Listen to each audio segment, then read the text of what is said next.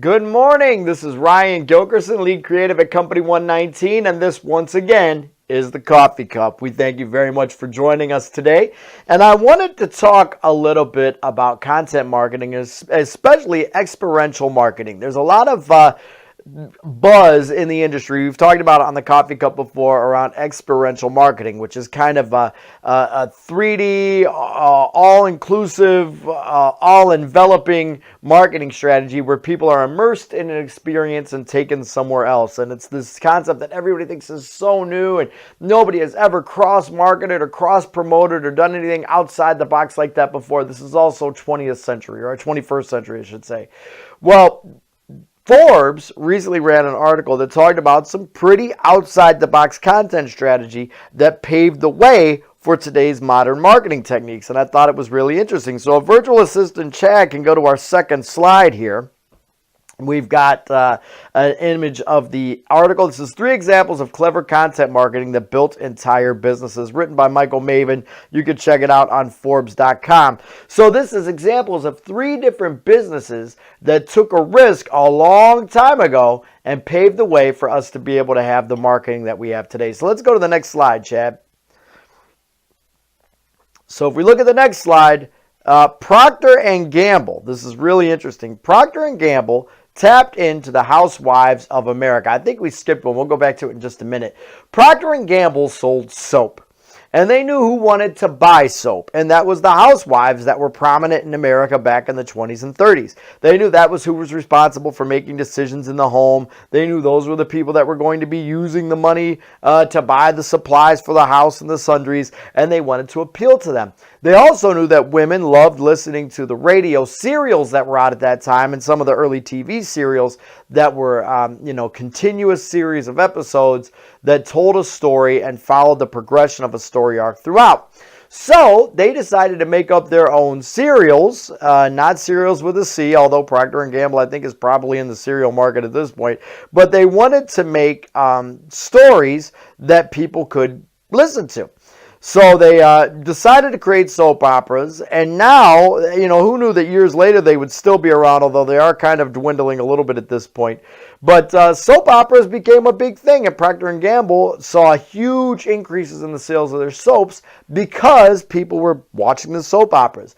Now, I will tell you that my favorite soap opera of all time is General Hospital because it had Sonny Corinthos, and Sonny Corinthos was a mafia guy, and he was married to Brenda, and Brenda was the love of my life when I was in college. So, Vanessa Marcel, I still remember you. Don't think I forgot about you. She's out there waiting for me somewhere.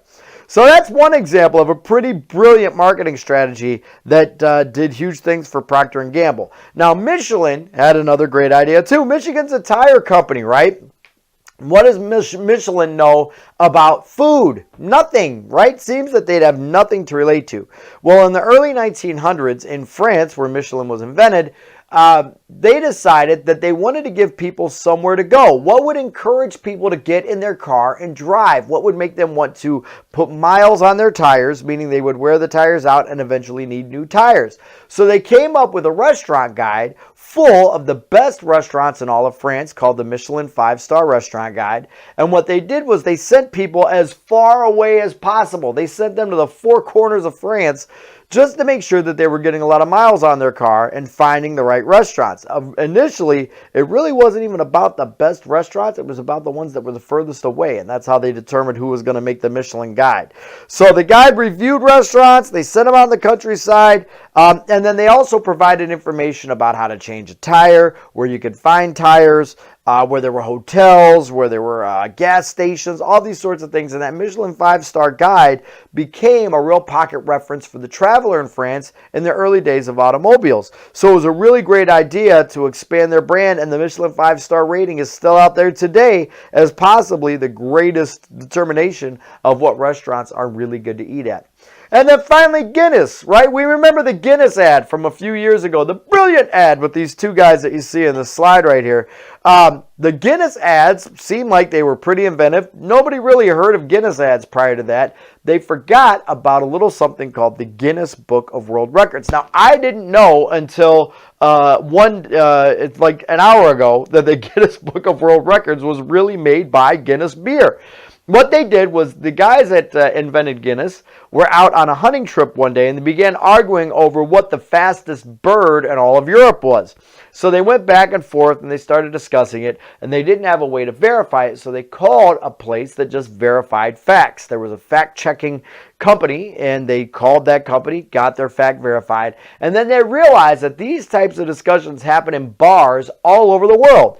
All over the world, every single country, there's guys at bars right now today betting and going back and forth about fact checking each other with beer facts, right? Bar facts, bar trivia. My favorite personal one for me, I always try to get people on what year a song was released. That's one of my favorite things to do. We bet on what year a song came out. We try to remember and we go to verify it.